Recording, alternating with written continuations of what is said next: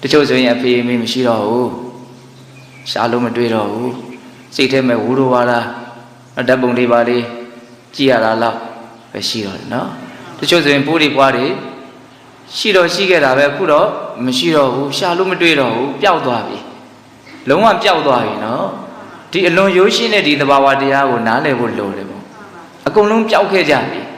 အဲ့တော့ကိုယ်အောင်ဘယ်လိုနေမှာလဲလို့မင်းကိုလည်းပဲပျောက်သွားအောင်ပါအခုကတော့တဖြည်းဖြည်းရုပ်လျော့နေတဲ့အဆင့်ပဲရှိသေးတယ်နေ့ရက်ဒီကြားလာပြီ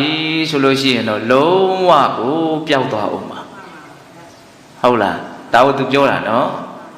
အဟောရတနာမစ္စည်းနေ့ရက်ဒီအများကြီးလွန်သွားပြီဆိုလို့ရှိရင်ဒါဟာဘသူဟာဘဝပါလို့ပြည့်ညက်လို့ပြည့်ညက်เสียခန္ဓာကိုယ်တော့မရှိတော့တဲ့အထိပျောက်ဝယ်သွားအောင်ပါတဲ့အဲ့လိုမျိုးပြောပြီးတော့ဘုရားလောင်းကတကယ်လို့သာသင်ဟာမြတ်တဲ့အကျင့်ကိုကျင့်မယ်ဆိုရင်သူတော်ကောင်းတရားနဲ့အညီနေနိုင်မယ်ဆိုလို့ရှိရင်သင်ဟာရုပ်ရည်အစဉ်အလွန်လှပတင့်တယ်တဲ့အဖြစ်ကိုသင်ရောက်ရလိမ့်မယ်တဲ့ဆိုလိုတာကနတ်ရဲ့အဖြစ်ကိုရောက်ပြီးတော့သင်ဟာရုပ်ရည်အစဉ်အလွန်လှပတင့်တယ်တဲ့အဖြစ်ကိုရောက်ရလိမ့်မယ်လို့